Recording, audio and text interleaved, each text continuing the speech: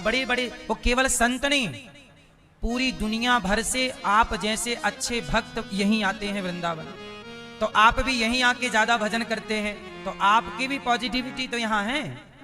अब देखो कथा चल रही है, बोलो राधे राधे। देखो इतने सारे लोगों ने बोला राधे राधे। यहाँ 1000 लोग हैं या 5000 लोग हैं मान लो, तो एक बार बोला राधे राधे तो एक बार में ही 5000 जप हो गया। तो इस वातावरण में 5000 बार राधे राधे, जय श्रीमन नारायण, जय श्री कृष्णा। तो जब वायुमंडल में भगवान नाम गूंजता है तो वो वायुमंडल भी तो पवित्र होता है। इसलिए आप घर में कीर्तन किया करिए श्री कृष्ण गोविंद हरे मुरारी, ताकि आपके घर में घर का वातावरण भी शुद्ध हो। आपका घर घर ही रहेगा और वृंदावन वृंदावन ही रहेगा। यहाँ वो माहौल है, काय का माहौल है। यहाँ कथाएं चलती रहती हैं। कोरोना काल में पूरी दुनिया में कथा बंद हो गई थी, पर वृंदावन में तब भी कथा चल रही थी जब कोरोना काल था। कोई श्रोता नहीं थे। हम स्वयं ये दास अनिरुद्ध, मैं स्वयं बिना श्रोताओं के, जैसे अब मैं कथा यहाँ सुना रहा था और कोई श्रोता नहीं था, केवल टीवी पर लाइव चलता था, तो आप लोग अपने घर बैठे देखा करते थे कोरोना काल में 2020 में। तो बिना श्रोताओं के मैंने कथा सुनाई। आपसे श्रोता टीवी पर थे, सुनते थे। तो तब भी कथाएं यहाँ थी, तब भी प्रभु का नाम था जब आपातकाल था। मतलब ये भूमि भगवान के नाम के बिना रह नहीं सकती। ये भूमि का प्रभाव है। और यहाँ आज भी भगवान हैं, आज भी निधिवन में, सेवा कुंज में आज भी प्रभु की लीलाएं चल रही हैं, अनवरत चल रही हैं, रुकी थोड़ी हैं। ये वृंदावन सामान्य धरती का टुकड़ा नहीं है मेरी माँ। वृंदावन को तो समझदार समझने वाला समझे। कहते हैं ये वृंदावन की लीला, मेरे साथ बोलोगे, ये वृंदावन की लीला मत जानो गुड़ को चीला। गुड़ का चीला जानते हो? चीला, चीला खाने वाला, कोमल कोमल चीला नहीं बनता। चीला कितने लोग चीला जानते हैं?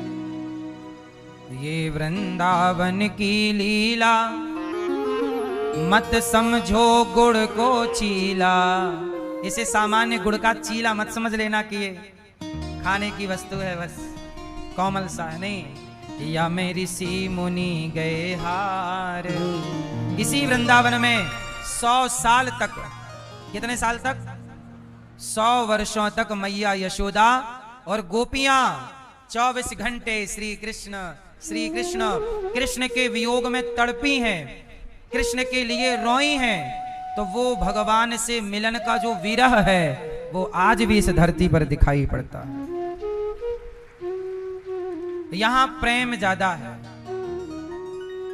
कहते हैं वृंदावन का पानी, किसी ने कहा कि वृंदावन का पानी खारा क्यों है? यहां का पानी कैसा है? खारा। तो पूछा कि खारा क्यों है?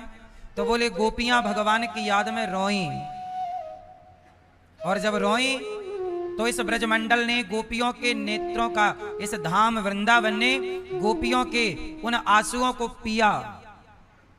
और जब पिया तो कहते हैं कि गोपियों के वह खारे खारे आंसू जब बहे तो उन गोपियों के उस प्रेम का प्रतीक बनकर आज भी यहाँ का जल खारा, मतलब आज भी ये धाम वो कन्हैया की याद में तड़प रहा है। प्रभु कहाँ चले गए छोड़कर? तो ये आंसू के भाव का ये जल है। यहाँ भक्त आकर तड़पते हैं, दर्शन कब दोगे प्रभु? गोपियां तड़पी 100 वर्षों तक, व्याकुल रहीं। ये वो वृंदावन है मेरी माँ। 100 वर्षों के बाद कन्हैया आए थे। कहाँ? यहीं कुरुक्षेत्र गए थे। तो कुरुक्षेत्र से जब भगवान लौटे, उस समय भगवान द्वारिकाधीश बन चुके थे, और जब लौटे तो यहीं से लौटे वृंदावन होते हुए। तो राधा रानी से मिले। राधा रानी ने कहा श्याम सुंदर। अब राधा रानी ने कहा आओ द्वारिकाधीश। कन्हैया को ऐसा लगा कि किसी ने जोर का तमाचा मारा। राधा तुम तो हमें द्वारिकाधीश ना कहो, हम तो तुम्हारे वही कन्हैया हैं, तुम हमें कृष्ण क्यों नहीं कहती हो? कन्हैया क्यों नहीं कहती हो? राधा रानी ने कहा, मेरा कन्हैया तो कभी बांसुरी के सिवा चक्र उठाया ही नहीं। आप द्वारिका गए तो बांसुरी छोड़कर चक्रधारी हो गए। प्रेम की बांसुरी हम सुनती आई हैं, सुना है कि तुम चक्र चलाने लग गए हो। प्रेम की बांसुरी बजाने वाला कन्हैया हमें पसंद है, चक्र चलाने वाला कन्हैया नहीं चाहिए हमें। इसलिए हमारे लिए तो तुम वही हो, वही हो बांसुरी बजाने वाले। इसलिए अब तुम बड़े हो गए हो, राजा हो गए हो, द्वारिका के राजा, द्वारिकाधीश। अब हमारी तुम्हें याद क्यों आएगी? कन्हैया ने कहा, राधा ऐसे ना कहो, हम तुम्हारे बिना थोड़ी रह पाएंगे। तो कैसे रह लिया अभी तक कन्हैया आपने, कैसे रह गए? कन्हैया से राधा रानी के 100 वर्षों का वियोग था। कितने वर्षों का वियोग था? राधा और कृष्ण दोनों एक हैं, दोनों एक हैं। जब भगवान श्री कृष्ण वृंदावन से मथुरा गए और कंस को मारा, और कंस को मारकर जब भगवान द्वारिका गए, तो आपको पता है राधा जी भी एक रूप से तो यहां थीं, पर एक रूप से राधा जी भी यहां से कुंदनपुर चली गई। कहां चली गई? कुंदनपुर। और राधा जी ही रुक्मणी के रूप में प्रकट हो गई। राधा कौन बन गई? जोर से, रुक्मणी। रुक्मणी जी के रूप में प्रकट हो गई। और जब रुक्मणी जी के रूप में प्रकट हुई, तो जो श्री कृष्ण की रुक्मणी हैं, कृष्ण रुक्मणी, वह रुक्मणी कौन है? वह राधा जी ही रुक्मणी जी के रूप में प्रकट हुई। इसलिए जब राधा जी के आप नाम 20 नाम, 100 नाम, 108 नाम जब पुकारेंगे, तो राधा जी के उन नामों में एक नाम राधा जी का रुक्मणी भी है। राधा जी का एक नाम क्या है? रुक्मणी। तो राधा जी, रुक्मणी नाम क्यों पड़ा राधा जी का? क्योंकि राधा ही रुक्मणी है। जैसे जैसे श्री कृष्ण 2 हैं। कृष्ण कितने हैं? 2। कौन से? एक कृष्ण है यशोदा के पुत्र, और एक कृष्ण है देवकी के पुत्र। तो जो श्री कृष्ण यहां से चले गए, वो देवकी के पुत्र चले गए, और जो वृंदावन से कभी नहीं गए, वो यशोदा के पुत्र कभी नहीं गए। इसकी कथा मैंने कई बार विस्तार से सुनाई है, अभी इतना ही समझो। जब वसुदेव जी के यहां श्री कृष्ण प्रकट हुए, तो यशोदा के यहां कौन जन्म लिया? यशोदा जी के यहां एक बेटी ने जन्म लिया, पर साथ में एक बेटे ने भी जन्म लिया। यशोदा जी के एक बेटी और एक बेटे ने जन्म लिया। और जब वसुदेव जी कन्हैया को लाए मथुरा से, तो कन्हैया को यहां लाए, तो यहां भी एक कृष्ण है यशोदा के, लेकिन देवकी और यशोदा के कृष्ण दोनों मिलकर एक हो गए। और बची कन्या, तो वसुदेव जी कन्या को लेकर चले गए, जिसे कंस ने पटक दिया। तो ये 10.5 साल तक तो एक ही कृष्ण रहे।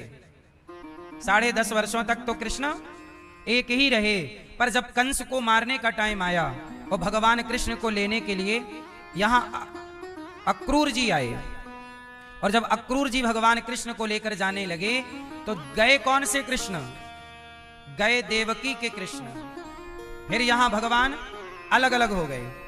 देवकी नंदन तो चले गए, पर यशोदा नंदन नहीं गए।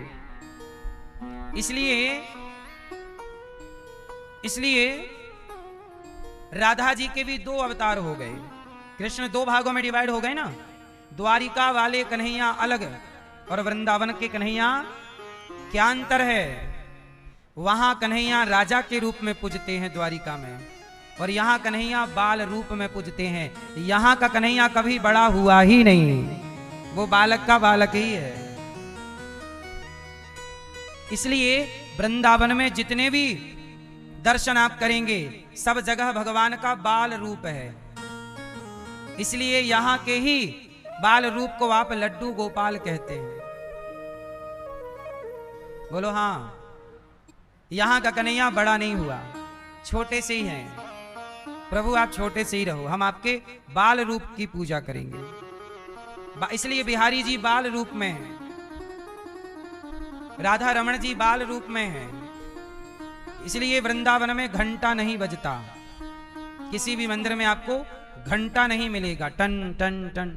कहां मिला कहीं आपको? क्योंकि बाल रूप के भाव से कि प्रभु यदि सो रहे हैं, छोटे बच्चे के पास ज्यादा शोर करो तो उसे डिस्टर्ब होता है, इसलिए बाल रूप की पूजा, इसलिए यहां पर घंटे का प्रयोग नहीं है। ठीक है, तो श्री कृष्ण एक रूप से तो द्वारिकाधीश कहलाए और एक रूप से वृंदावन बिहारी लाल कहलाए। अब राधा जी तो एक हैं, तब राधा जी ने भी एक दूसरा अवतार लिया, रुक्मणी। तो जो श्री कृष्ण देवकी पुत्र थे उनके लिए भगवती राधा रुक्मणी बन गई, और जो यशोदा पुत्र हैं उनके लिए सदा राधा बनकर ही रही। इसलिए मंदिर राधा कृष्ण के बनाए जाते हैं, रुक्मणी कृष्ण के नहीं। यशोदा भगवान कृष्ण का विवाह हुआ राधा जी से। अब लोग कहते हैं ना कि लोग क्या कहते हैं कि जब विवाह कृष्ण का राधा से रुक्मणी जी से हुआ तो मंदिर में राधा कृष्ण क्यों हैं, ये सवाल करते हैं लोग, है ना भैया? ओ मोबाइल वाले, चालू हो गया? खेल लो गेम।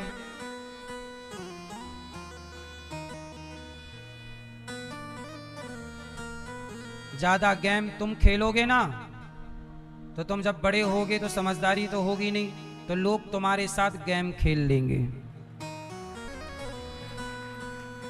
इसलिए हमारी बात समझ लो, सुन लो, सत्संग कर लो, तो तुम्हारे साथ कोई गेम नहीं खेल सकता।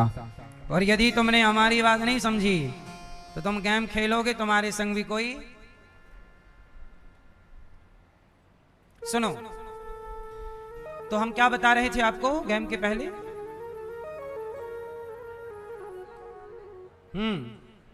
तो राधा जी, तो जो श्री कृष्ण हैं वो मंदिर में राधा कृष्ण क्यों हैं? लोग ये सवाल करते हैं कि मंदिर राधा कृष्ण का क्यों है, रुक्मणी कृष्ण का होना चाहिए, क्योंकि पति पत्नी तो वो है। बोलो हाँ। तो आपको पता है इसका उत्तर? क्यों मैया? इसका उत्तर ये है कि राधा जी का विवाह भगवान कृष्ण से हुआ है कि नहीं हुआ, पहले ये कंफर्म कराओ। राधा कृष्ण का विवाह हुआ कि नहीं? कहां हुआ? भांडीर वन, वहां पर राधा कृष्ण का विवाह हुआ। किसने कराया था? ब्रह्मा जी ने। तो भगवान कृष्ण भी राधा जी के पति हैं, ये बात लोग नहीं समझते, तो वो सवाल करते रहते हैं।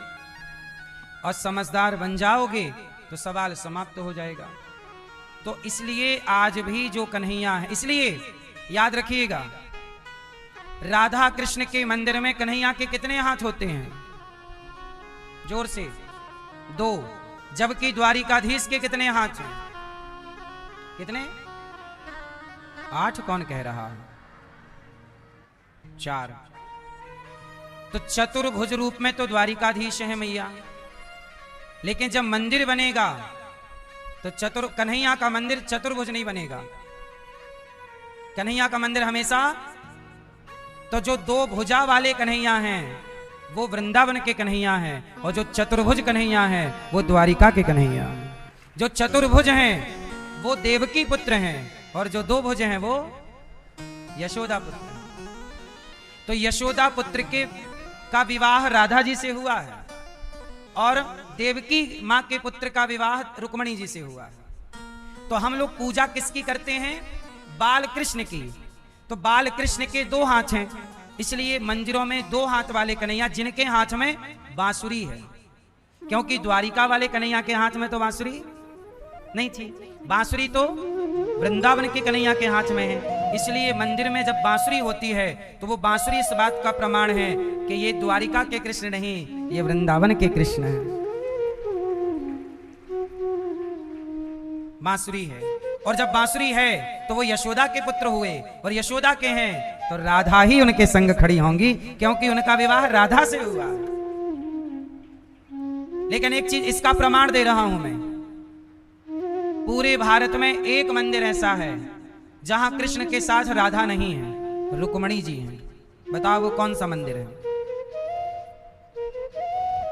बताओ बताओ वो कौन सा मंदिर है जहां कृष्ण के संग राधा नहीं, रुक्मणी जी हैं।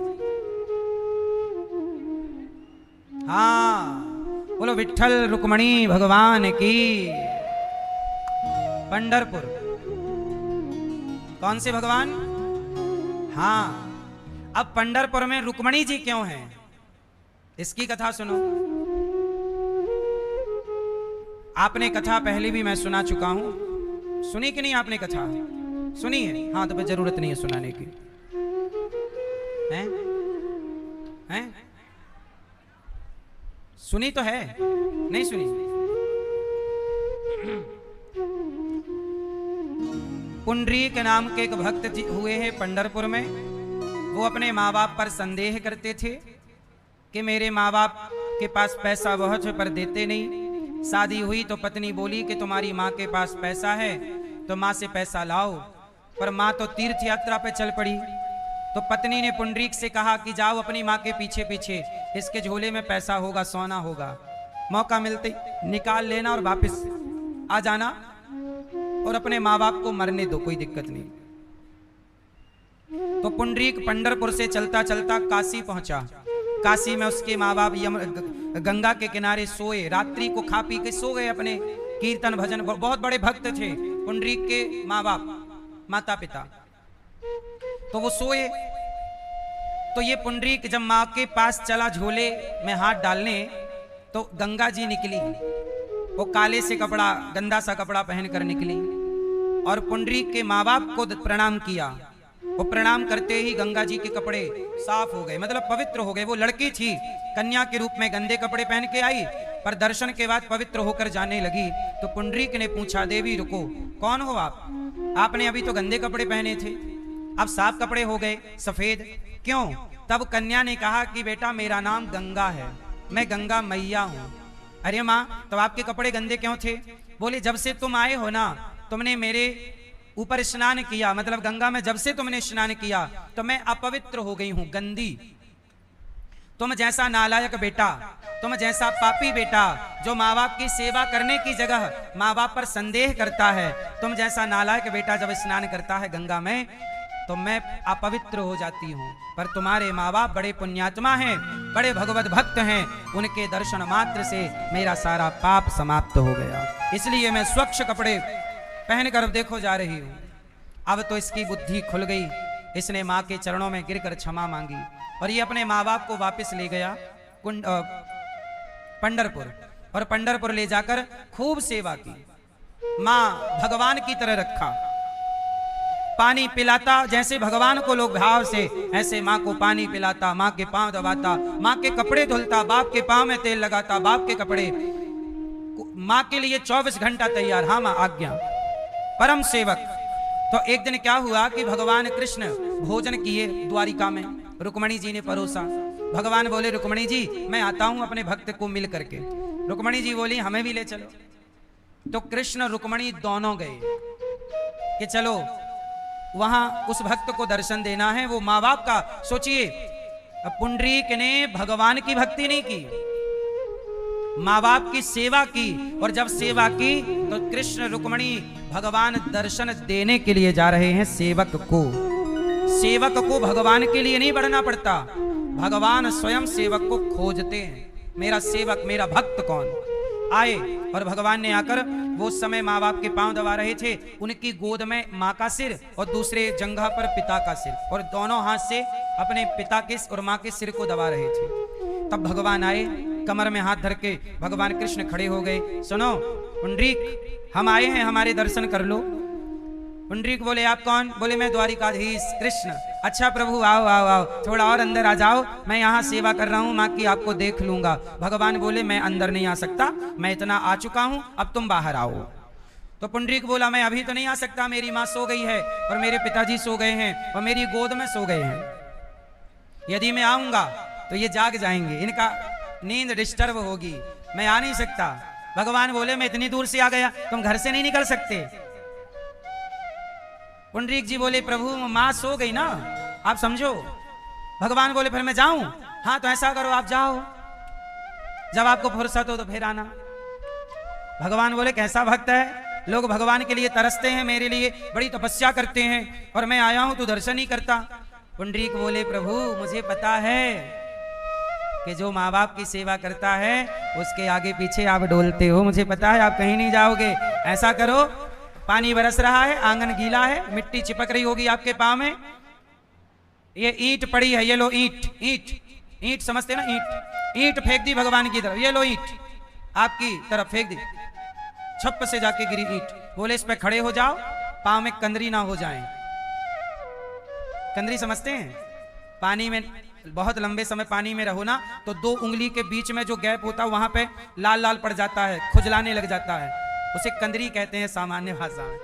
कंदरी पड़ गई मतलब दो उंगलियों के बीच में नहीं, घाव किसानों को हो जाता है जो लंबे टाइम तक पानी में रहते हैं ना, तो उसे लगा कि बारिश चल रही है, आपके पाँव में कंदरी ना हो जाए, तो ऐसा करो ईंट पर खड़े हो जाओ। तो ईंट पर खड़े हो जाओ, तो भगवान ईंट पर खड़े हो गए और कमर में हाथ धर लिया ऐसे, है ना, ऐसे कमर में हाथ धर लिया। और भगवान के संग रुक्मणी जी भी आई थी। भगवान रुक्मणी जी बोली प्रभु आज तक तो हमने ये देखा है कि भक्त आपका इंतजार करता है, पर आज उल्टा है, आज आपको भक्त का इंतजार करना पड़ रहा है। भगवान बोले कर लो, देख लो, आप भी खड़े हो जाओ। तो रुक्मणी जी भी खड़ी हैं और वहां जब उनके माँ बाप जागे, जब जागे तो माँ बाप से कहा माँ प्रभु आए हैं, पहले आप दर्शन करो फिर मैं दर्शन करूंगा। अपने माँ बाप को दर्शन कराया पहले पुंडरीक ने प्रभु का, और प्रभु का दर्शन करके फिर आप दर्शन करते हैं। भगवान बोले पुंडरीक मैं तेरे भजन से, माँ की सेवा से बड़ा प्रसन्न, बोल क्या चाहता है।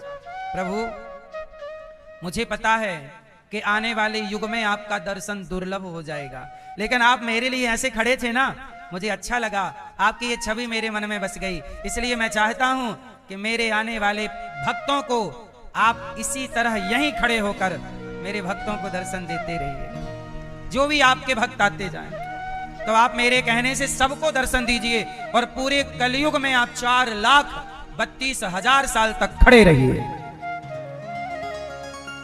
इसलिए पूरे कलिकाल के लिए द्वारिकाधीश, एक रूप से वो द्वारिकाधीश हैं पर एक रूप से वो विठ्ठल नाथ बन करके खड़े हैं।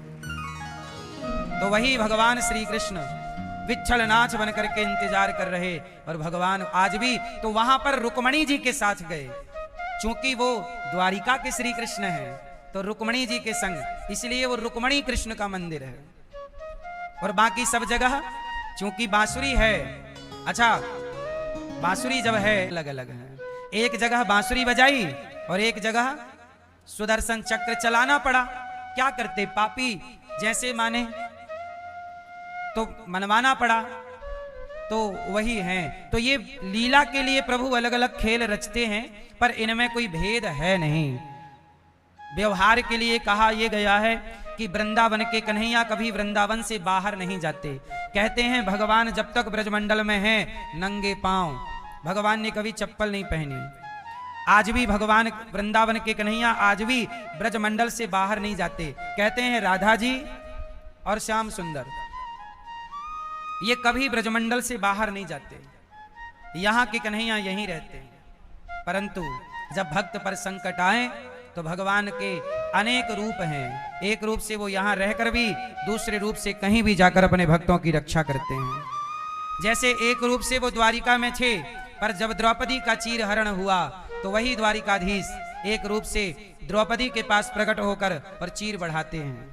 तो भगवान के लिए ये कोई कठिन काम नहीं है, वो मेरे पास भी आ सकते हैं और उसी समय आपके पास भी आ सकते हैं। वो मेरी भी सुन सकते हैं और उसी समय आपकी भी सुन सकते हैं। वो भगवान है। एक समय जैसे भगवान कृष्ण ने रास रचाए गोपियों के साथ, तो गोपियां कितनी थी? लाखों। कितनी थी? तो जितनी गोपियां थी उतने कृष्ण हो गए।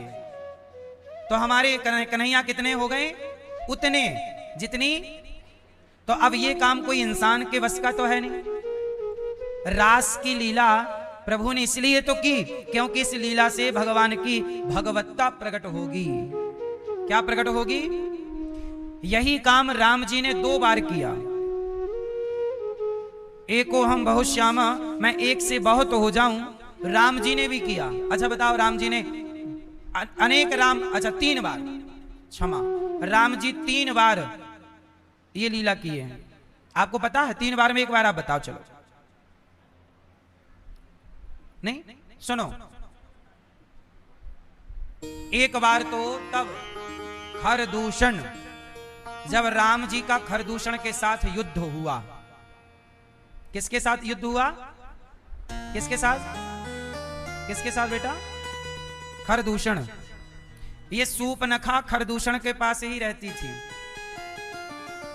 जब खरदूषण मर गए तब लंका गई है।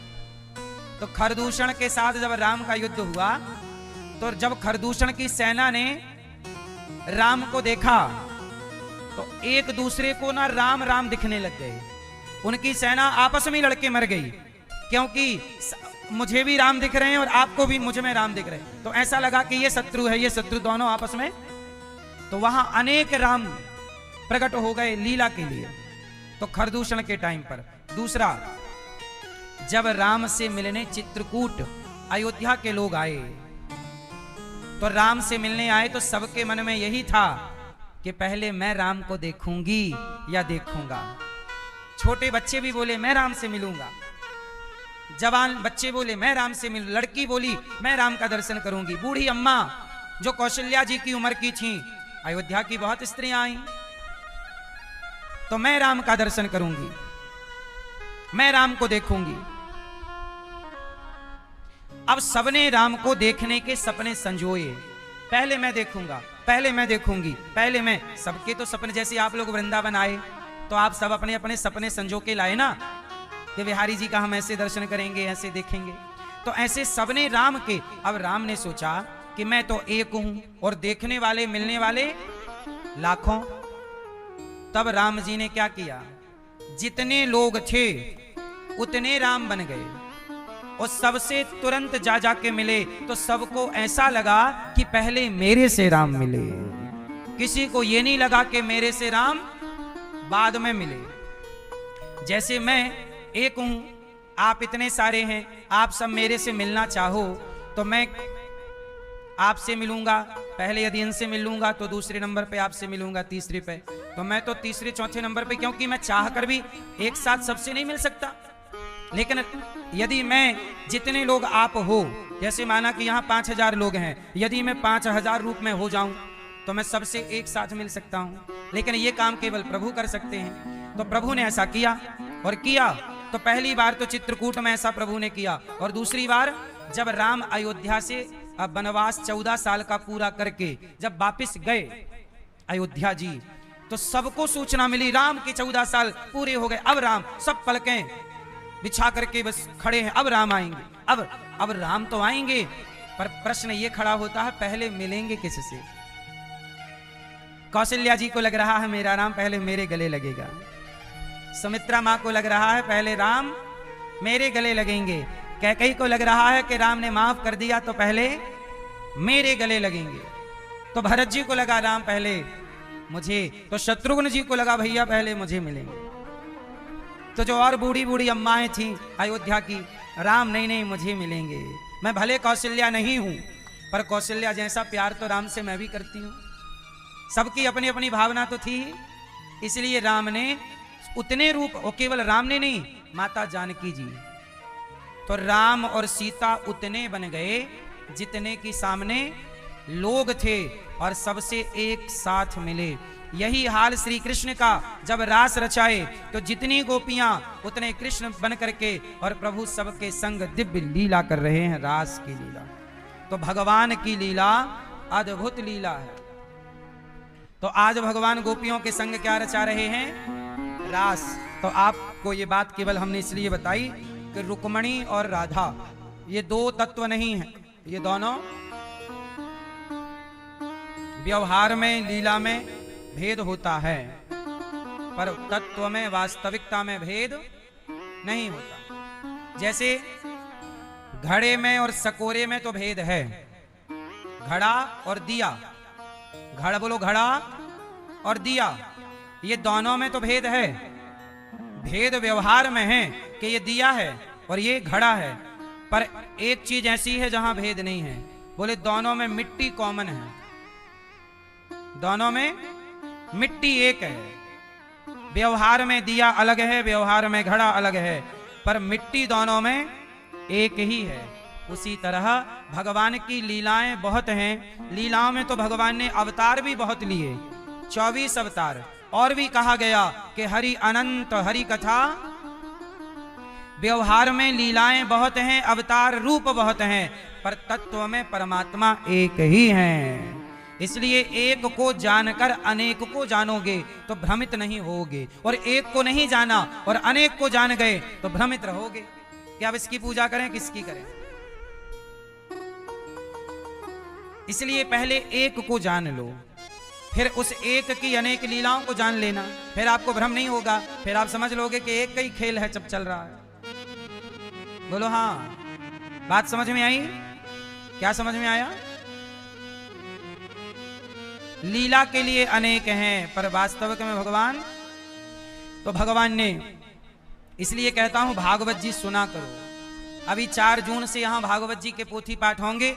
आप भी अपनी माता पिता को भागवत सुनवाना। अभी भी यहां पोथी पाठ पुरुषोत्तम माह में चल रहे हैं। आप भी अब पुरुषोत्तम माह में ये सुंदर सा पोथी पाठ 4 जून से अपने माता पिता पितरों के निमित्त बिठा सकते हैं आप लोग। अब देखो भगवान की एक लीला हुई, और लीला क्या थी? आज भगवान ने यमुना के तट पर बांसुरी बजाई। भगवान पिता रात्रि शरदोत्फुल्य मल्लिका वीक्षरन्तुं मनश्चक्रे योग माया मुपाश्रितः।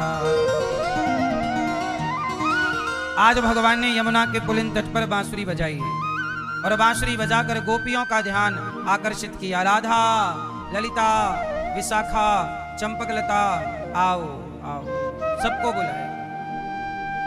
भगवान ने सबको बुलाया और गोपियों से कहा, नाम ले लेकर के आओ आओ।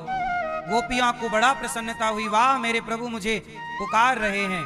दौड़ पड़ी सखियां, राधा जी, ललिता जी, विशाखा, चंपकलता, सुदेवी, रंग देवी, तुंग विद्या, इंदुलेखा, चंपकलता दौड़ रही। भगवान ने सुंदर सी बांसुरी बजाई।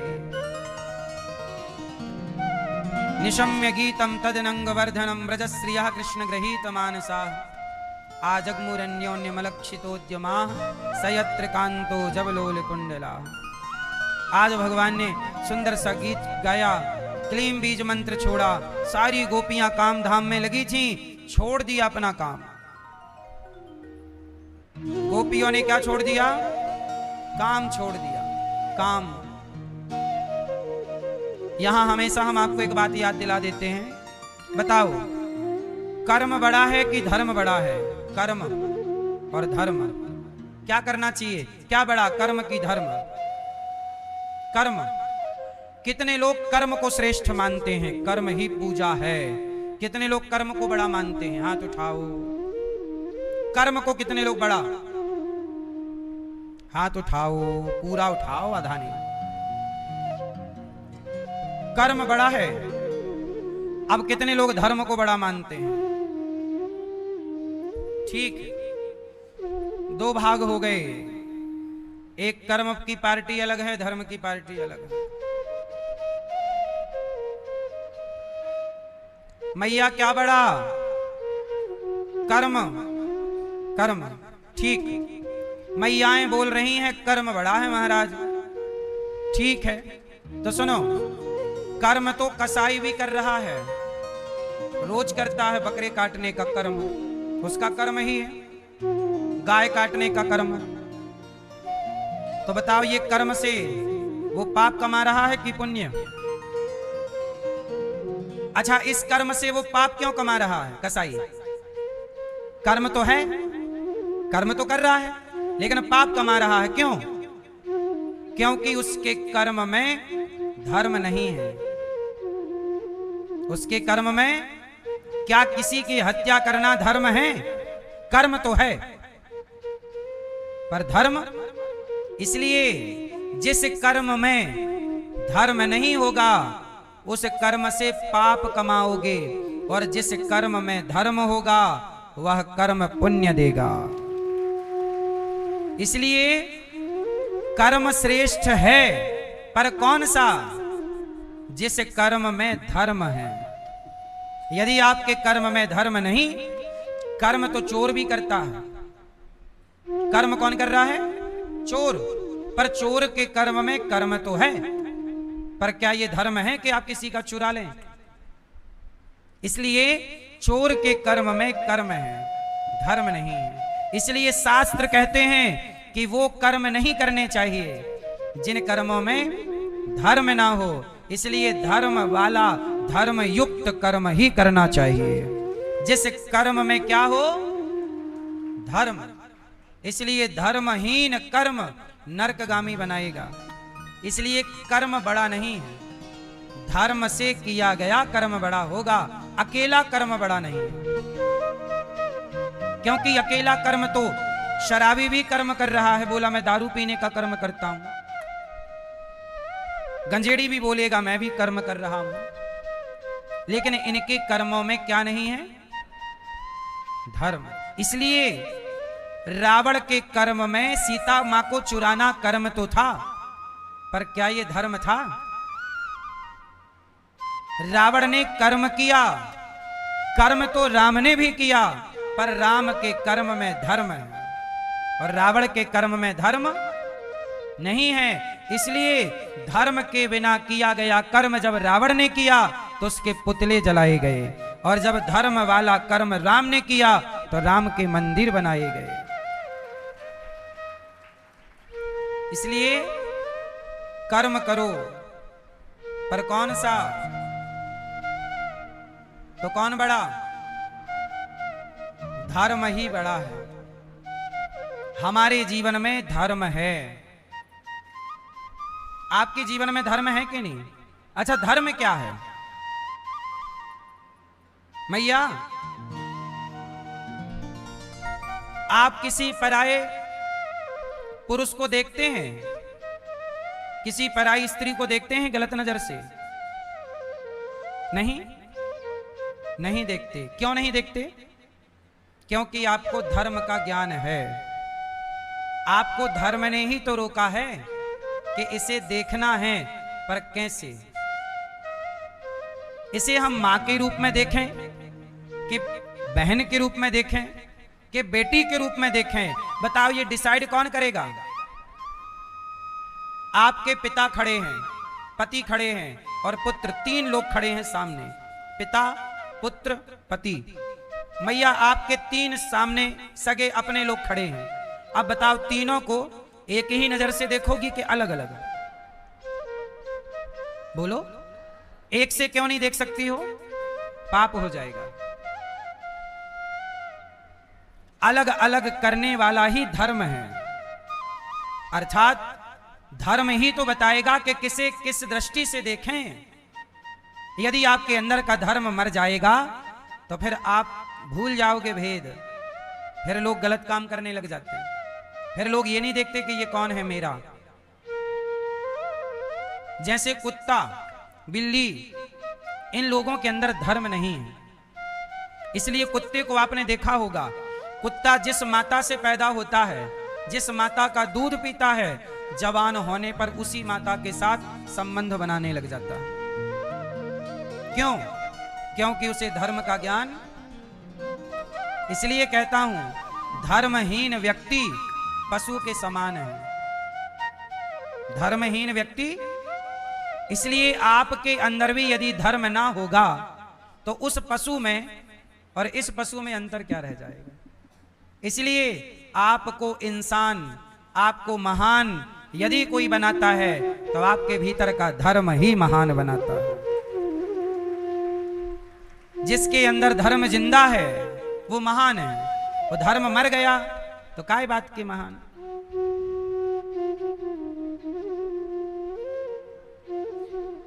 एक टीवी पर मैंने देखा, ऐड चल रहा था, बोले ना मुझे धर्म दिखता है। मैंने कहा तो तू एक नंबर का कुत्ता है, तुझे धर्म दिखता ही नहीं। जिसे धर्म ना दिखे वो कौन? बोलो। वो एक नंबर का कुत्ता है, धर्म नहीं दिखता इसको, एक नंबर का गधा। अरे भाई धर्म देख के चल। जो तू पराई औरत को देख रहा है, क्या ये धर्म है? आजकल धर्म की आपके बेटा बेटियों में कमी किसकी है? Live in. हमारे देश में लिव इन क्यों आ गया? क्योंकि धर्म का स्तर गिरता चला जा रहा है।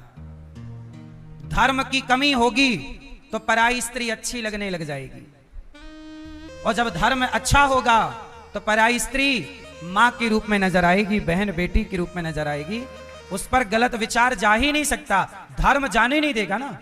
राम के सामने जब रावण की बहन आई सूर्पनखा और बोली कि मेरे से ब्याह कर लो, तो क्या राम जी ने उसकी बात स्वीकार की? बोलो, की? क्यों नहीं की? जबकि बहुत सुंदर बन करके आई थी। राम ने स्वीकार नहीं की। क्यों? राम बोले कि देवी तुम हमारी माता हो। राम को तो सुनो, जब राम का चश्मा अपनी आंखों में लगाओगे, एक बार रावण से कहा किसी ने, एक बार रावण से किसी ने कहा कि सीता को चुरा लाए हो, अब सीता को पाना चाहते हो तो बहुत सरल उपाय है। क्या? बोले तुम राम का रूप बना लो। क्या बन जाओ? भाई रावण तो मायावी है ना। जब सीता मां को चुराने गया तो क्या बन के गया? साधु बनकर गया।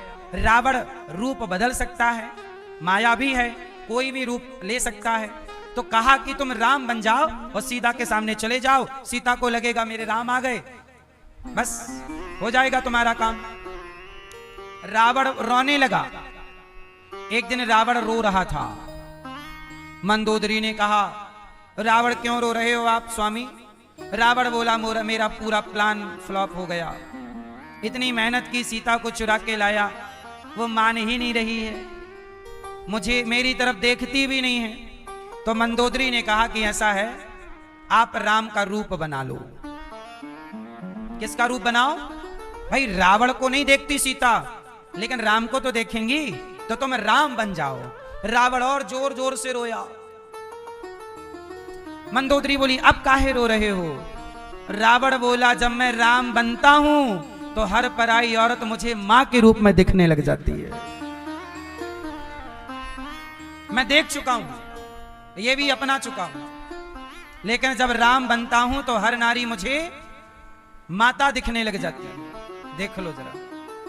तो राम के चश्मे से देखोगे तो हर पराई स्त्री माता होगी, और रावण के चश्मे से देखोगे तो हर पराई स्त्री को चुराने का मन करेगा। इसलिए कहता हूं अपना अपना चश्मा बदलो। रावण का चश्मा फेंक दो। रावण के चश्मे में धर्म नहीं है, लेकिन राम के चश्मे में धर्म है। इसलिए धर्मो रक्षति रक्षितः, जो धर्म की रक्षा करते हैं धर्म भी उनकी रक्षा करता है। इसलिए धर्म ना जाने दो मेरी मां। तो गोपियां सब कुछ छोड़ करके दौड़ पड़ी प्रभु की तरफ, भगवान की ओर। दुहंत्यो भी अयुः काश्चित् दोहम हित्वा समुत्सुका। सारी गोपियां गाय दोह रही थीं, कुछ गोपियां बच्चे को दूध पिला रही थीं, कुछ गोपियां आंखों में काजल। सारी गोपियां अपने काम धाम छोड़ छोड़कर श्री कृष्ण की ओर बढ़ी। और जब दौड़ी तो भगवान ने गोपियों से कहा देवियों, सारी गोपियां आईं, भगवान ने सबका स्वागत किया। स्वागतम वो महाभागा प्रियम किम करवाणि वह ब्रजस्यानामयं कच्चिद ब्रूतागमन कारणम। सारी गोपियां दौड़ी आवा, सबका स्वागत भगवान ने किया। स्वागतम वो महाभागा प्रियम किम करवाणि वह। सारी गोपियां जब आईं भगवान ने सबका स्वागत किया। गोपियों को बुलाया बांसुरी बजाकर। जब गोपियां आई भगवान ने स्वागत किया। भगवान ने कहा देवियों यहाँ क्यों आई हो? गोपियां बोली प्रभु आपने बुलाया हम चली आई। गोपियां बोली आपने पुकारा है। भगवान बोले हमने तो बांसुरी बजाई है अपनी, हमने थोड़ी बुलाया है, जाओ। गोपियां बोली प्रभु अब आपको छोड़ के जा नहीं सकते, हमें आप स्वीकार कर लीजिए। अब यहां भगवान ने स्त्री को नारी धर्म बताया है, स्त्री का धर्म बताया है। आपको मैं बताऊं कि ना बताऊं? स्त्री को स्त्री का धर्म और पुरुष को, अच्छा सबका धर्म होता है, स्त्री का धर्म अलग है और पुरुष का धर्म अलग है। स्त्री और पुरुष, आप स्त्री, मैया आप स्त्री हो, आपका धर्म क्या है बताओ?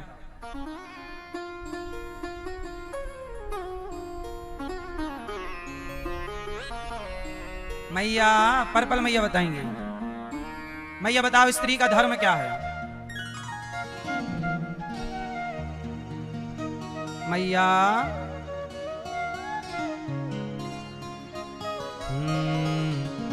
धीरे धीरे बोल कोई सुनना ले, सुनना ले कोई सुनना ले। ले मैया तो नकल कर रही है पड़ोस। हाँ तू बता। नकल करके बता रही है मैया पड़ोसन से पूछ के। मैया आप बताओ स्त्री का धर्म क्या है? क्या है लाल मैया?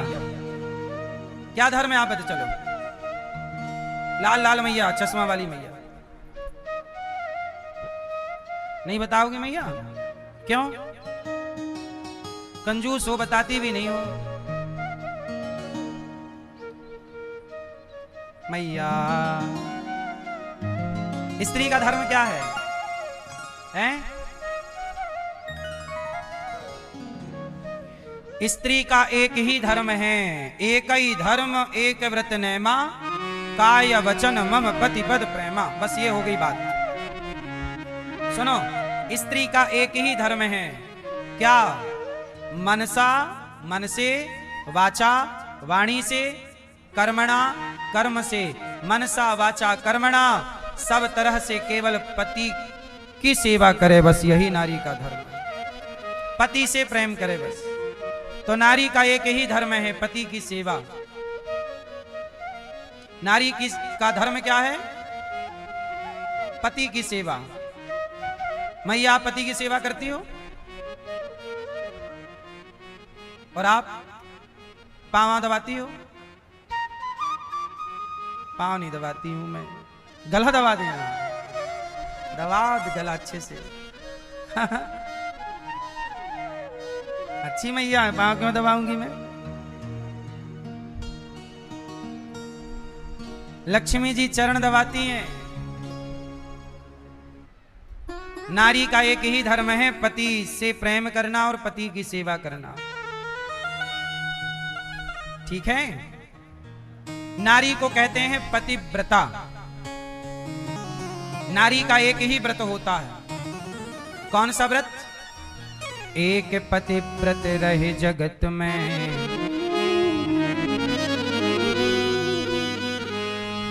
हाँ मैया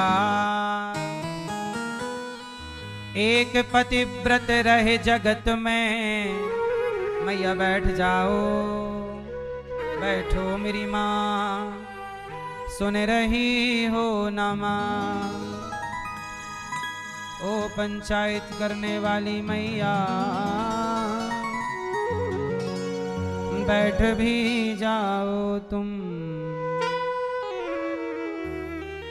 मैया ये छोरा सुन रहा है ना तू? हाँ सुनो, नारी का एक एक पतिव्रत रहे जगत में, सब व्रत हैं बेकार। बिन पतिव्रत के नारी का तो जीवन है बेकार। सोना पति बिना संसार। पतिव्रता नारी कौन? जो केवल पति की सेवा, पति में ही, तुम ही मेरे मंदिर, तुम ही मेरी पूजा, तुम ही देवता हो, तुम ही देवता हो। पति में क्या दिखने चाहिए? जब प्रहलाद को खंबे में भगवान दिख गए तो पत्नी को भला पति में भगवान क्यों नहीं दिख सकते? मैया तुम तो अपने भगवान का गला दबा रही हो।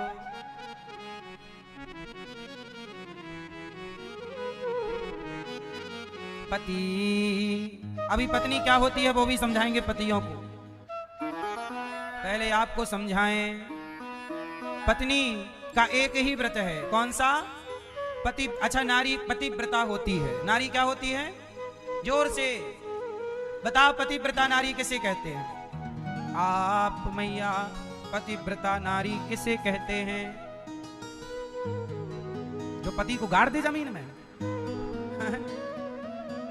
अच्छा सही है मैया, पति लोग जब से ड्रम में गए हैं बहुत डरे हुए हैं। पता नहीं अब मैया कह ही रही हैं गला दबाऊंगी, पति और चिंतित है। सुनो, तो पति, नारी का एक व्रत है पतिव्रता। नारी क्या होती है? पतिव्रता स्त्री कौन? जो सपने में भी पराये पुरुष का चिंतन ना करे। यदि आपको पराये आदमी का सपना आता है, पराये पुरुष के साथ आप सपने में अपने आप को देखती हो, तो आप उत्तम पतिव्रता नहीं है। ऐसा रामचरितमानस में लिखा है। यदि आपको पराये आदमी का सपना भी आता है तो आप उत्तम पतिव्रता नारी वही है जो सपने में भी पराये पुरुष का चिंतन ना करे, अपने पति के अतिरिक्त पर का स्पर्श भी ना करे गलत भाव से। वो पतिव्रता नारी, उसे कहते हैं पति। जैसे माता, पतिव्रता नारी में इतना ताकत है कि माता अनसुईया, माता, एक बार क्या हुआ, नारद जी गए, नारायण नारायण, लक्ष्मी जी पांव दबा रही थी। तो नारद जी बोले, माता जी प्रणाम, कैसा चल रहा है सब? लक्ष्मी जी बोले, अच्छे पति की सेवा कर रही हूं। नारद जी आप बताओ, मेरे से बड़ी कोई पतिव्रता है? नारायण नारायण देवी, आपने क्या पूछ लिया? आपसे बड़ी पतिव्रता तो मैंने देखी है। अब लक्ष्मी जी बोली, मेरे से बड़ी पतिव्रता कौन हो गई? मैं दिन रात अपने स्वामी के पांव दबाती हूं और स्वप्न में भी किसी को नहीं चाहती। मेरे से बड़ी कौन? पार्वती जी तो नहीं? पार्वती जी, नारद जी बोले, नहीं, पार्वती जी भी आपकी तरह, उनसे भी बड़ी पतिव्रता कोई है। अच्छा, तो ब्रह्माणी होंगी? ब्रह्माणी नहीं, आप तीनों से बड़ी कोई है। अब तो तीनों इकट्ठी हो गई, पार्वती जी, लक्ष्मी जी और सरस्वती जी, तीनों आई। बोली, नारद जी बताओ, हम तीनों से बड़ा कौन पतिव्रता के मामले में? नारद जी बोले, रहने दो, जाने दो, कोई ऐसी बात नहीं है, आप लोग श्रेष्ठ हैं, पर आपसे भी बड़ी पतिव्रता मैंने देखी है। अब नारद जी बताना पड़ेगा कौन? तो नारद जी ने कह दिया कि वो अत्रि जी की पत्नी माता अनसुईया है। अब तीनों को लगा कि भाई हमसे बड़ी कैसे हो सकती है? देखो, ये तीनों बड़ी हैं, माँ सरस्वती, माँ लक्ष्मी, माँ पार्वती, ये सबसे बड़ी पतिव्रता नारियां हैं, सबसे श्रेष्ठ हैं, सबसे अधिक शक्तिशाली हैं। लेकिन हमारे भगवान धरती के लोगों को अपने से भी बड़ा बताने की कोशिश कर रहे हैं, ये लीला है। वो माता अनसुईया को बड़ा बताना चाहते हैं। इसलिए तीनों को जब घमंड था तो इन तीनों के अभिमान को तोड़ने के लिए प्रभु ने ये लीला रची। क्योंकि मैं पतिव्रता हूं, ये घमंड भी तो नहीं होना चाहिए ना। मैं भक्त हूं, ये घमंड भी तो नहीं होना चाहिए ना। घमंड ये भी नहीं होना चाहिए, क्योंकि ये भी एक प्रकार का अहंकार है। तो माता अनसुईया का नाम सुनते ही तीनों ने कहा, हम परीक्षा लेंगी। तो कहा कि जाओ, अपने अपने पतियों से कहा, आप लोग जाओ और परीक्षा लेके देखो हमसे बड़ी कैसे हैं। तीनों, ब्रह्मा विष्णु महेश, तीनों की पत्नियों ने कहा जाओ। अब तीनों पंडित जी बन गए, साधु जी बन गए, माँ के द्वार पे गए, भिक्षाम देही, ये मैया भीख दो। अब अनसुईया माँ निकली और भिक्षा देने लगी फल फूल की। तो ब्रह्मा विष्णु महेश बोले ऐसे नहीं लेंगे हम, पहले आप अपने सारे कपड़े उतारो और निर्वस्त्र हो जाओ, और जब निर्वस्त्र होएंगे तब आप हमें भिक्षा देना, तब हम भिक्षा लेंगे। माता अनुसुईया समझ गई कि भाई कपड़े उतार कर भिक्षा कौन लेता है, ये हमारी परीक्षा लेने आए। माँ बड़ी पतिव्रता है, माँ समझ गई कि अच्छा ये ब्रह्मा विष्णु आए हैं, अभी रुक जाओ। अंदर गई, अपने पति के कमंडल का पानी लिया और कहा कि हे प्रभु, यदि मैं पतिव्रता हूं, ये तीनों बच्चे बन जाएं। अब तीनों बन गए बच्चे छोटे से। अब मैया उनको गोद में लिटाकर और दूध पिला रही हैं अपना, अब बिना वस्त्र के। देख लो, तुम्हें देखना, ये लो दूध पिला रही हैं मैया। अब दूध पी रहे हैं ब्रह्मा विष्णु महेश। और तीन पालने बनाए माता, और तीनों को पालने पे लिटाया। माता अनुसुईया ने डाल दियो पालना, झूल रहे तीनों देव बन करके लालना। तीनों झूला झूल रहे हैं, आज इनके जीवन की हो रही सराहना। तीनों देव झूल रहे बन करके लालना। अब तीनों झूल रहे हैं। अब नारद जी बोले नारायण नारायण। सरस्वती पार्वती माँ और ब्रह्माणी रुद्राणी और लक्ष्मी जी के पास नारद जी गए। तीनों देवियों ने कहा हमारे पति लौटे नहीं। बोले तीनों अब लौटेंगे भी नहीं। बोले ये सीट खाली हो गई है। फिर बोले क्या करें। बोले हमारे पति कहाँ गए। बोले आपके पति अब छोटे हो गए हैं, बड़े होंगे, फिर उनका विवाह होगा, तो अब आप लोग अपना देख लो, उनकी दूसरी दूसरी बहुएं आएंगी। अब तो तीनों घबराएं कि अपने पति कहाँ चले गए। और जब गए, अब तीनों घबराई और अपने पतियों की तलाश में अनुसुईया जी के पास गईं। वहां जाके देखा तो 3 बच्चे पड़े, बड़े सुंदर। अब पहचाने ना जाएं, सरस्वती जी को लगा इनमें से ब्रह्मा जी कौन है, पकड़ूं तो कहीं विष्णु जी हाथ में ना आ जाएं। तो तीनों घबराई और तीनों अनुसुईया जी को प्रणाम किया। माता हमारे पति लौटाओ। अनुसुईया जी बोली आपके पति यहाँ कहाँ है, देख लो, कुटिया खाली है, देख लो जाके, हमने आपके पति अति नहीं चुराए।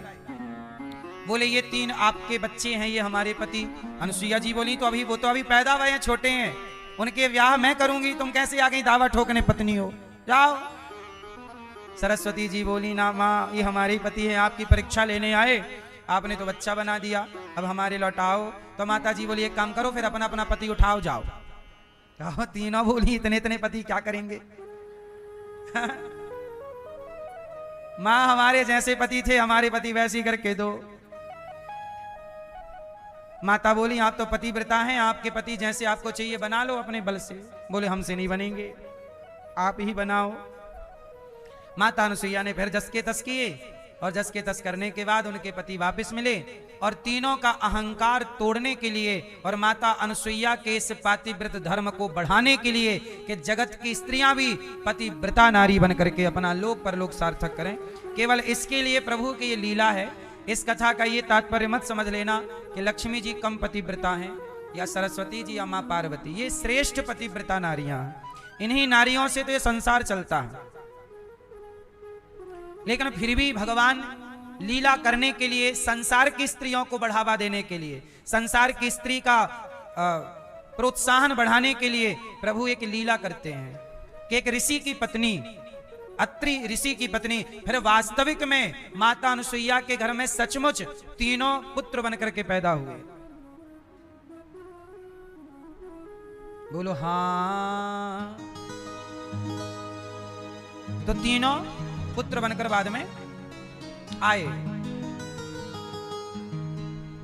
जैसे दत्तात्रेय जी के रूप में, दुर्वासा जी के रूप में, यही प्रभु प्रकट हुए। तो आए भी हैं और बच्चे बने भी हैं।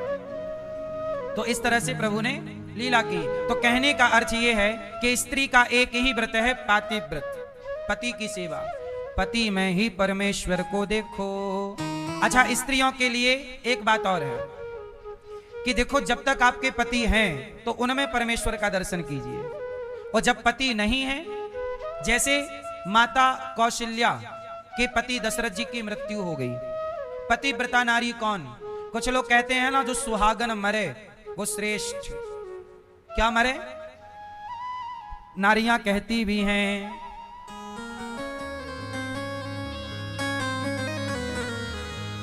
मुझको इतना तू वरदान दे, मैं हूँ दासी तेरी दातिये।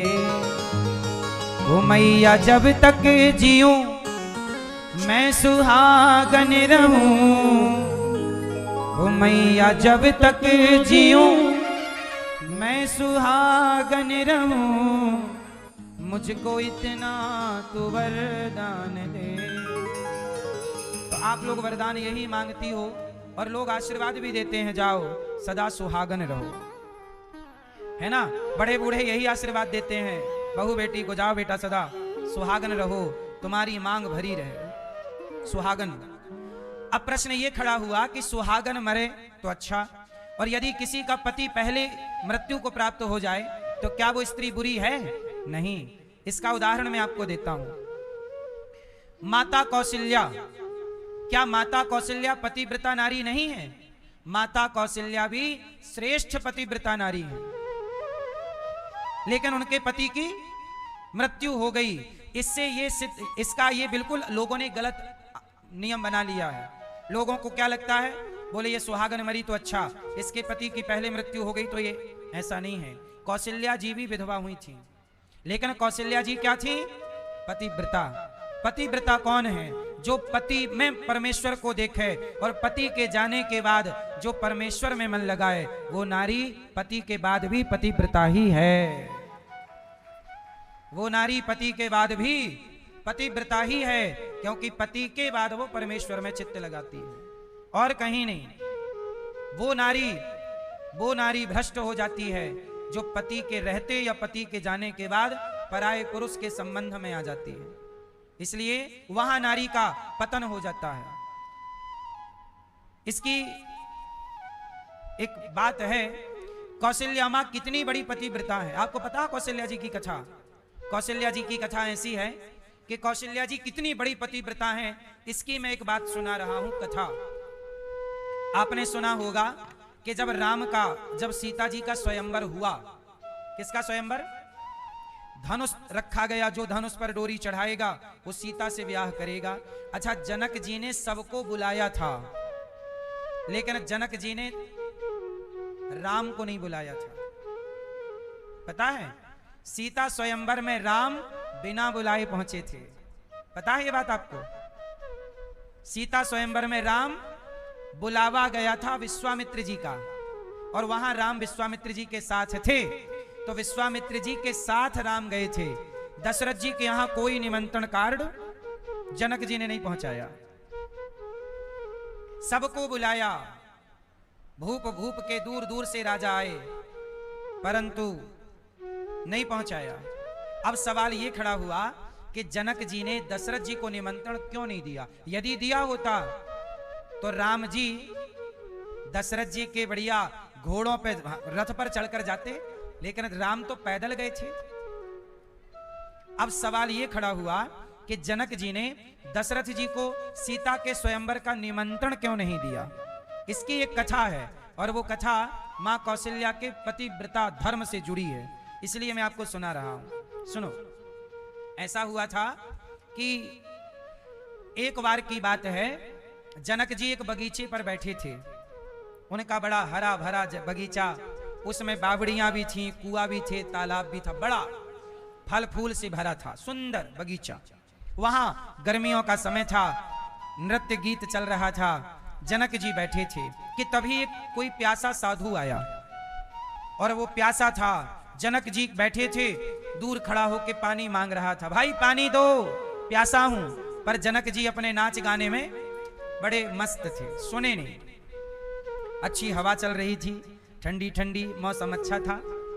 तब साधु जी को गुस्सा आया, अच्छा तो ये बाग बगीचे की सुंदरता पर खोया है, जा मैं शाप देता हूं, तेरा बगीचा सूख जाए। तुरंत साधु जी के शाप से जनक का वो पूरा हरा भरा बगीचा सूख गया, वीरान हो गया। अब जनक जी ने देखा कि सब सूखने लग गया, तो पता चला कि साधु जी ने गुस्सा किया है। चरणों में जाके जनक जी गिरे, महाराज क्षमा करो, आप आए हमें पता नहीं लगा, क्षमा। चरणों में गिरे, महाराज ये बगीचा बड़ा ठंडक देने वाला है, आप इसे उजाड़ो ना, अपना शाप वापस ले लो।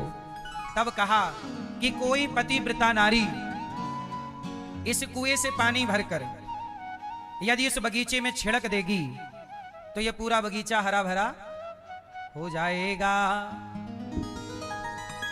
अब तो जनक जी ने कहा मेरे राज्य में जो पतिव्रता नारी हैं वो, अच्छा अब कुएं से पानी निकालने की शर्त रखी कि कच्चा धागा, कच्चे धागे में कच्चा घड़ा बांधकर पानी निकालना है। कच्चा घड़ा किसे कहते हैं? कुम्हार घड़ा बनाया और सुखाया, पकाया नहीं, वो कच्चा घड़ा है माटी का। उसे पानी मिले तो वो पानी मिट्टी हो जाता है, 1 मिनट के अंदर खत्म हो जाता है। उसमें पानी लाना है कुएं का। और रस्सी काय की बनेगी?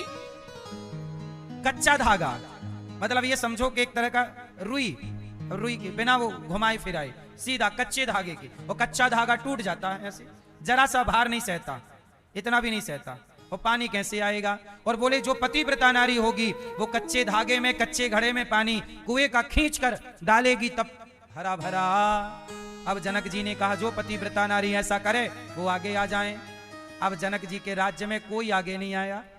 इसका मतलब ये नहीं था कि वहां पतिव्रता नारियां नहीं थी, पर डर लग रहा था कि जरा सी मिस्टेक हो गई तो वो सब लोग हंसेंगे, बढ़ा के बड़ी चली पतिव्रता बनने, देख टूट गया तेरा घड़ा, मजाक का पात्र। तो कौन अपना मजाक बनवाए? बोले मैं नहीं करती। अब जनक जी ने लिखा पत्र। उस समय पूरी धरती में सबसे बड़ी पतिव्रता नारियों में एक नारी का नाम चलता था, माता कौशल्या। कौशल्या जी के नाम पत्र लिखा दशरथ जी के नाम जनक जी ने कि आप दशरथ जी आप आओ, हमारे बगीचे में ऐसा ऐसा सांप लगा है, आप कौशल्या जी को लाओ और हमारे यहाँ चरण रखकर हमें जनकपुर वासियों को कौशल्या जी का दर्शन करा के हम सबको कृतार्थ कीजिए। और ये काम कौशल्या जी ही कर सकती हैं, कोई नहीं कर सकता, उनसे बड़ी पतिव्रता नारी। अब दशरथ जी ने पत्र पढ़ा जनक जी का, तो कौशल्या जी को पत्र दिया कि ये लो पत्र आया है, कल तैयार हो जाना, जनक जी के यहाँ चलना है। कौशल्या जी बोली जी। अब कौशल्या जी तैयारी करने लग गई।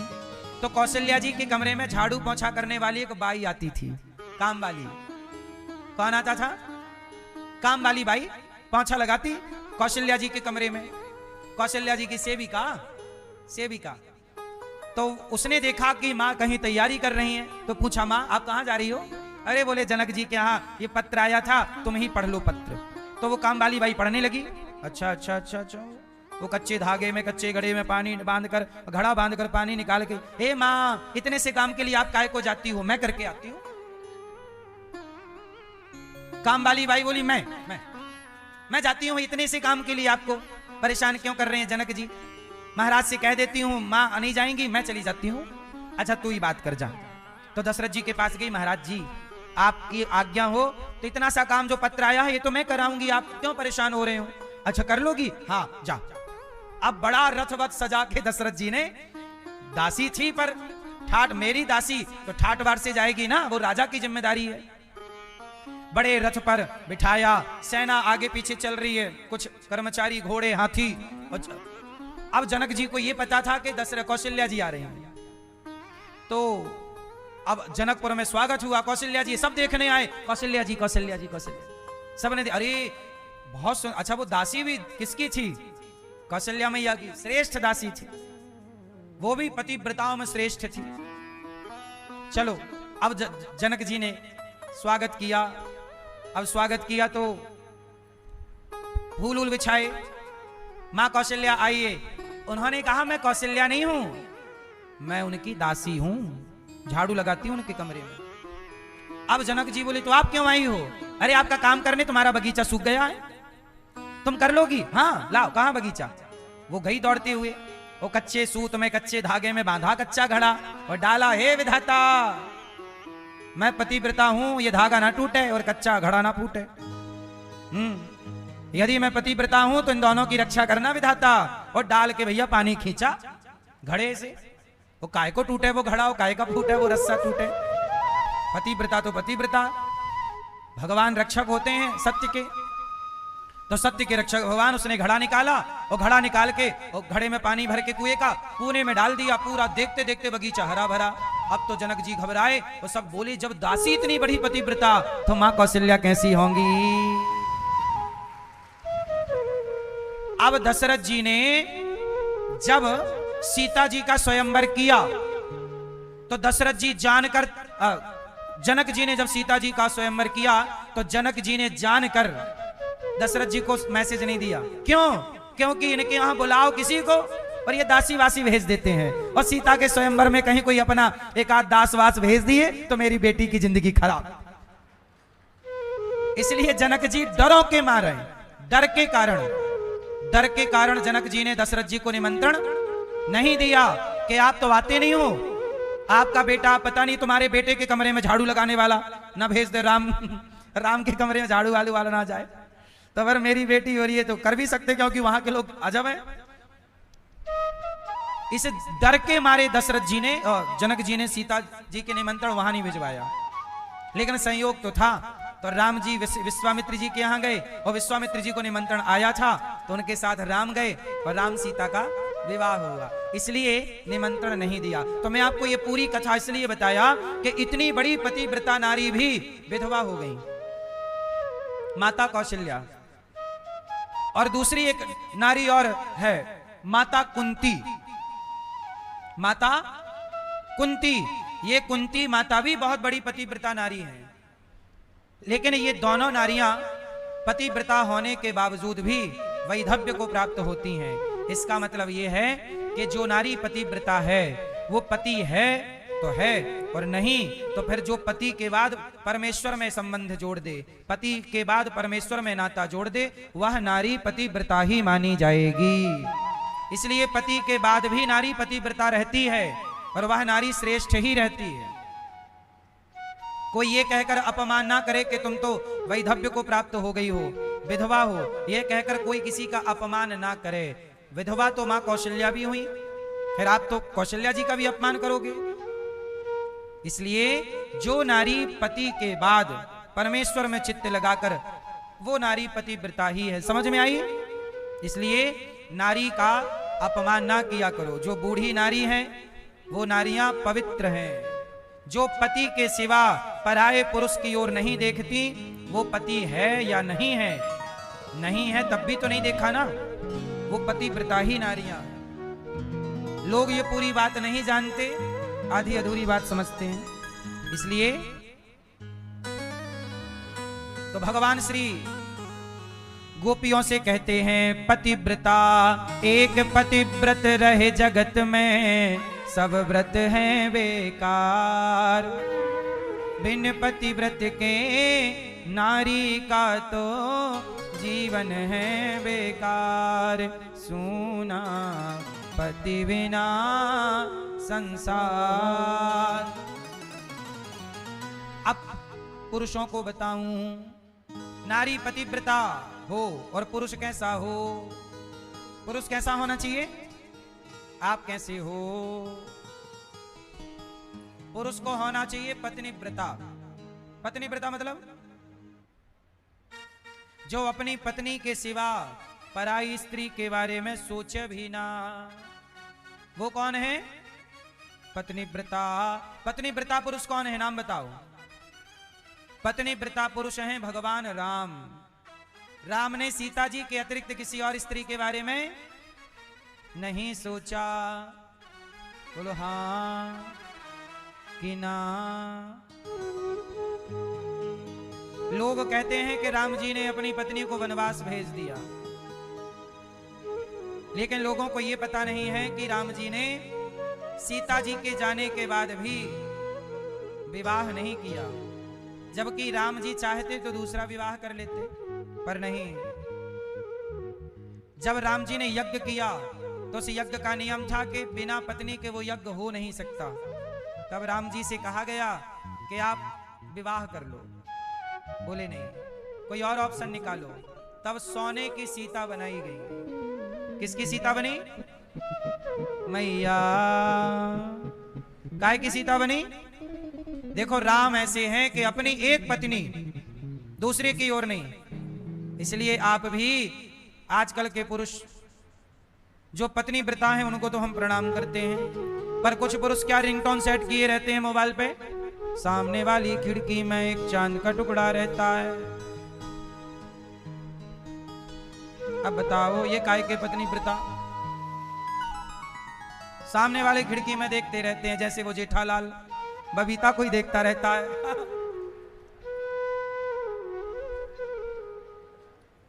बोलो हाँ। पतिव्रता पुरुष भी हो जहां पत्नी के सिवा पराये की ओर दृष्टि ना हो। पराई स्त्री बड़ी है तो माता, बराबर की है तो बहन, छोटी है तो बेटी, इस दृष्टि से पर स्त्री को देखना चाहिए। पुरुष स्त्रियां भी पराये पुरुष को पिता बड़ा है तो पिता, बराबर का है तो भाई, छोटा है तो पुत्र, इस भाव से ही देखना चाहिए। ये दृष्टि उत्तम, इसलिए हमारी दृष्टि में भी धर्म होना चाहिए। धर्म की आंखों से देखो, धर्म के कान से सुनो, धर्म की आवाज बोलनी चाहिए, धर्म की वाणी बोलनी चाहिए। जिस वाणी में धर्म ना हो वो वाणी वाणी नहीं है। बात सही है। जिन आंखों में धर्म ना हो इसलिए कुछ भी ना देखा करो। तो पुरुष भी कैसा हो? आप अपनी पत्नी को क्या मानते हो?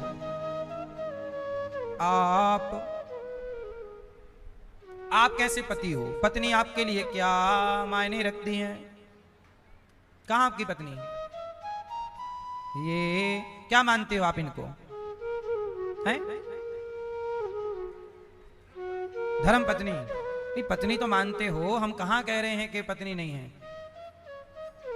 किस जैसे वो आपको भगवान की दृष्टि से पति भगवान, आप क्या देखती हो इनको? भगवान। देखो वो आपको भगवान मानती है, आप क्या मानते हो? अब बताओ। हैं? देवी कौन सी देवी? ज्वाला देवी, चंडी देवी, शीतला देवी, केला देवी कौन सी देवी? काली देवी, भद्रकाली, कौन सी देवी? लक्ष्मी देवी। आप भैया अपनी पत्नी को आप क्या मानते हो? लक्ष्मी। सुनो, पति भी भगवान है। जैसे पति को नारायण कहते हैं और स्त्री को लक्ष्मी, तो एक दूसरे में भगवत भाव रखना चाहिए। स्त्री में भी भगवान है, नहीं है? यदि पत्थर में भगवान है तो क्या स्त्री में भगवान नहीं है? इसलिए हमारे यहां भगवान ने एक स्त्री का अवतार लिया। भगवान नारायण ने किसका अवतार लिया? स्त्री का। किसका अवतार? कौन सी स्त्री? क्या नाम पड़ा? मोहिनी। भगवान ने किस स्त्री का अवतार लिया? मोहिनी। इसलिए स्त्रियों के अंदर मोहित करने की क्षमता होती है। हर स्त्री में मोहिनी का गुण होता है। आपकी पत्नी आपको मोहित करती है कि नहीं? इसलिए नारी श्रृंगार करती है। किसके लिए श्रृंगार है? पति को मोहित करने के लिए। इसलिए स्त्रियां अपने हाथ में जब मेहंदी लगवाती हैं ना, तो पति का हाथ यहां नाम लिखवाती हैं। क्यों लिखवाती हैं पत्नी पति का हाथ नाम हाथ में? ताकि मेरा पति मेरी मुट्ठी में रहे। ऐसे नाम लिखवा लेती हो, बंद कर लेती। अब तो बच्चू कहां जाएगा बच के। हाँ, आप लिखवाती हो हाथ में पति का नाम? नहीं? कहां आपके पति? हाँ, बहुत सताती हो अपने पति को। क्या है? पति बड़े भोले भाले हैं आपके। हाँ, तभी तो ये कह रही है कि मैं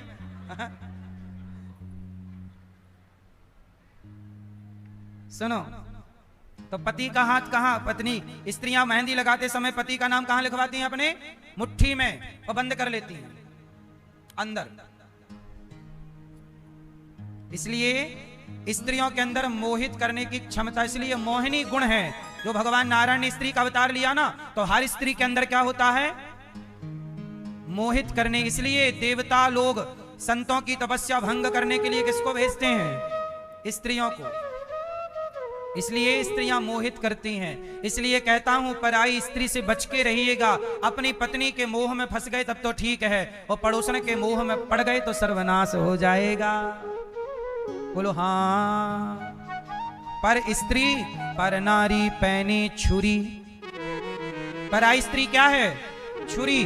पर नारी पैनी छुरी, तीन तरफ से खाए, धन हरे यौवन हरे और घोर नरक ले जाए।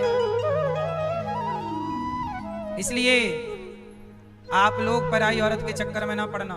पुरुष लोग मैया अपने अपने पतियों को दशहरा जरूर दिखाया करो, रावण का जलता हुआ पुतला, और पुतला जलता हुआ दिखाते हुए ये जरूर कहा करो, देखो ये पड़ा था रावण पराई औरत के चक्कर में तो जल रहा है, तेरा क्या हाल होगा रे कालिया।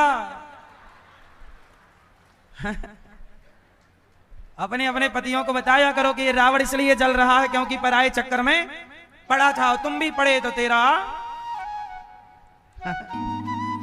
इसलिए रावण का जलता हुआ पुतला समाज के लिए दर्पण है कि वो पड़ा था तो आज तक जल रहा है, इसलिए अपने को बचना है इससे। हमारे बड़े बुजुर्ग कहते थे दो काम कभी नहीं करना, सब करो ठीक है पर दो काम कभी नहीं करना। आज बता रहा हूं ध्यान से सुनना, आप भी दो काम कभी मत करना। पहला चोरी, क्या जोर से, चोरी, और दूसरा जारी। जारी मतलब यही पराई औरत पराई पुरुष की ओर दृष्टिपात को कहते हैं जारी, कहते हैं ना जार पुरुष। जैसे स्त्रियां यदि भ्रष्ट हो जाएं पराई पुरुष के चक्कर में तो उन्हें वैश्या कहा जाता है, लेकिन पुरुष को कहा जाता है यदि पुरुष पराई स्त्रियों के चक्कर में लग गया तो उसे जार कहा जाता है, ये जार पुरुष है। हमारे यहां ऐसा बोलते हैं जार। चोरी जारी दो चीजों से बच के रहना, किससे? चोरी और जारी, मतलब पराई स्त्री पराई पुरुष से, ये सबके लिए। चोरी कभी ना करना, चोरी नहीं करनी चाहिए कभी, सबसे घटिया काम है चोरी। जरा सोचिए कि चोरी करते यदि आप पकड़े गए तो समाज में क्या इज्जत रहेगी बताओ। चोरी सबसे घटिया काम है चोरी, इसलिए कभी 1000, 2000, लाख, 2 लाख, 50 लाख, करोड़ इस पैसे में नियत ना डुलाना। नियत अच्छी रखो, आपकी मेहनत का, आपके किस्मत का, आपके भाग्य का कोई ना छीनेगा, आपका आपके पास है। चोरी नहीं करना चाहिए, पहला काम चोरी कभी ना करो। ये दास अनिरुद्ध केवल अपने बड़े बुजुर्गों के राज, मैं तो सभी कुछ कोशिश करता हूं कि सभी रास्ते पर, अच्छे रास्ते पर चलूं, लेकिन चोरी और जारी, जारी मतलब पराई स्त्री को देखते ही या तो मां के रूप में देखना, बहन बेटी, या तो नेत्र बंद कर लो, जरूरत ही नहीं है देखने की, ठीक है। पक्के बनो, लंगोटी के पक्के रहो। साधु लोग साधुओं की भाषा में ए तेरी लंगोटी कच्ची है कि पक्की है? साधु लोग अपनी भाषा में साधुओं से ए साधु लंगोटी कच्ची ना करना, क्योंकि लंगोटी कच्ची हुई तो सारे संत लोग बदनाम हो जाएंगे। एक अच्छी लंगोटी वाला साधु नहीं, साधु लोग भी बहुत मारते हैं यदि पता चल जाए कि इस साधु ने कोई गड़बड़ सड़बड़ किया है, बहुत मारते हैं, चमीटा से मारते हैं। पागल साधुओं को बदनाम करेगा, इसलिए साधु सब नहीं बनने चाहिए। आजकल तो कोई भी उठाया कपड़ा पहना साधु, कोई भी उठाया, अरे साधु बनने के लिए पहले साधना चाहिए, पहले शरीर को तपाओ, क्योंकि यदि आप गलत आदमी साधु बन गया तो बदनाम कौन होगा? सच्चे साधु बदनाम हो जाएंगे।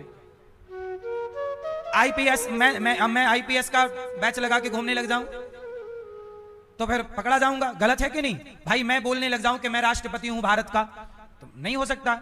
ऐसे कोई भी कहने से साधु नहीं हो जाता। आजकल आप लोग तो तिलक देखा, माथे पर कपड़ा देखा, माला देखा, हो गए साधु? नहीं, साधु के लिए साधुता चाहिए। कहते हैं संत, संत का अर्थ मैंने बताया था। संत किसे कहते हैं? संत में एक शब्द छिपा हुआ है, बोलो अंत, बोलो अंत, अंत, जोर से बोलो, अंत, अंत। संत जिसने अपनी इच्छाओं का अंत कर दिया हो वही संत है। जिसने अपनी इच्छाओं का,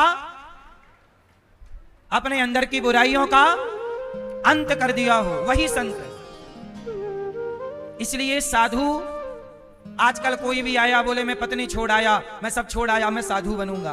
अरे भाई, पत्नी छोड़ दिया, कल को तेरा मन भटका 2 साल बाद, फिर यदि तूने मन भटक, यदि तू आज साधु बन गया और यदि 2 साल बाद तेरा मन भटका किसी स्त्री में चला गया और तूने कुछ गलत किया, तो लोग क्या बोलेंगे? साधु ने गलत किया। क्या बोलेंगे? संत ने गलत किया। पूरा संत समाज बदनाम होता है कि नहीं? इसलिए संत भी बनने से पहले हमारे साधु लोग, पक्का साधु देखता है, पहले जल्दी संत नहीं बनाते थे। पहले देखेंगे तुझे, तू कच्चा है कि पक्का है। पहले संत लोग भी, जिसको संत बनाना होता था ना, पहले उसको स्त्रियों के बीच में भेज देते थे, तू जा स्त्रियों के बीच में महीनों रह, महीनों।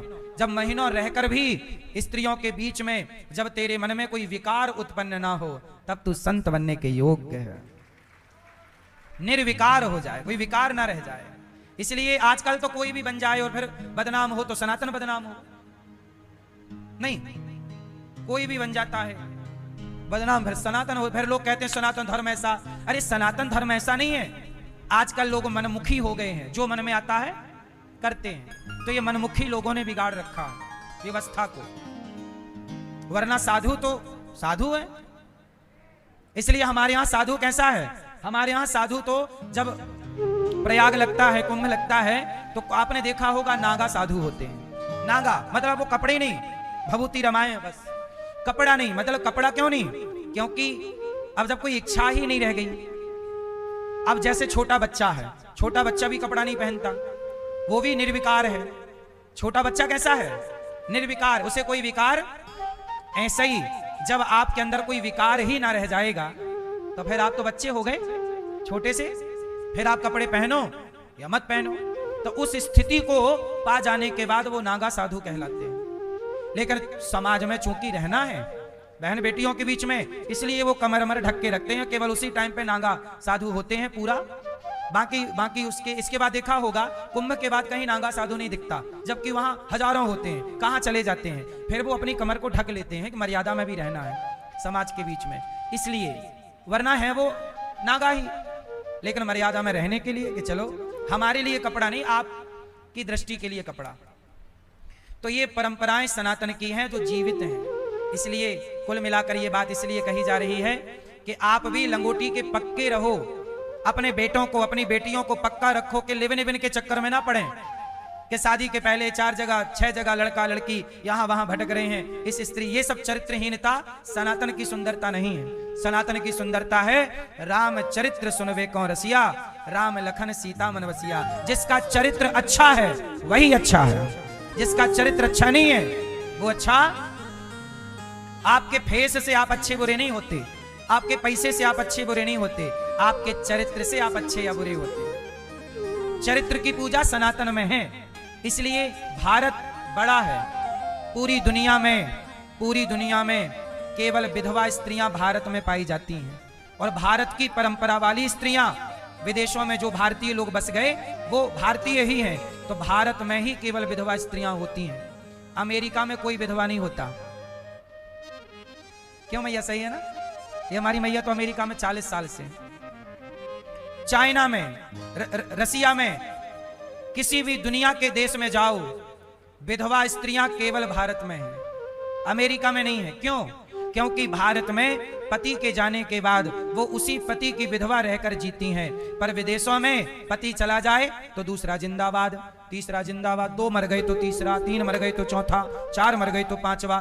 बुढ़ापे बूढ़े भी शादी कर रहे हैं, 70 साल के बुढ़ा बुढ़िया शादी कर रहे हैं, चलो शादी करेंगे, है ना मैया? है? हाँ, वहां कोई विधवा होती नहीं है, एक गया दूसरा जिंदाबाद। ऐसा पवित्र चरित्र केवल भारत का है। इसलिए पैसे के मामले में हम कमजोर हो सकते हैं, पर चरित्र के मामले में दुनिया से भारत आज भी आगे है। और हमारे यहां बड़ा उसी को कहा गया जिसका चरित्र बड़ा है। चरित्र है तो आप हैं, वरना आपके होने का कोई अर्थ नहीं। सही समझ में आ रही है कि नहीं? इसलिए अपने बेटों को थोड़ा चरित्र का, है ना, उनके अंदर भी उनका कैरेक्टर अच्छा रहे, वो चरित्रवान बने, इसकी शिक्षा दीजिएगा कि बेटा चरित्र ना बिगाड़ो, बेटी चरित्र ना बिगाड़ो। ये लिविन इविन अपना कल्चर नहीं है और ये सही भी नहीं है। बहुत ध्यान से देखोगे तो ये सब गंदगी है। इससे आपका भला ना होगा, ना इस राष्ट्र का भला होगा। हाँ, अच्छे लोगों के लिए नहीं, ये तो गंदे विचार वाले लोगों के लिए। तो हमारे भगवान श्री कृष्ण गोपियों से कहते हैं आप घर जाओ। गोपियां बोली प्रभु आप हमारे पति हो, आपको छोड़कर कहां जाएं। भगवान ने गोपियों के संग दिव्य रास रचाए, और जब रास रचाए तो गोपियों को घमंड आ गया, मैं बहुत सुंदर हूं, भगवान छोड़कर चले गए। और जहां अहंकार आता है ना, भगवान वहां अंतर्धान हो जाते हैं, छोड़ करके चले गए। सारी गोपियां विरह में डूब गईं, व्याकुल, हे कृष्ण। ऐसा है ना कि जब तक हमारे पास कोई चीज होती है तो हम उसकी वैल्यू नहीं समझते, जब नहीं होती तब कदर पता चलती है। कृष्ण मिल गए तो गोपियों को कृष्ण की कदर नहीं। और जब चले गए, हा कृष्ण, हे प्रभु आपके बिना जयति तेधिकम,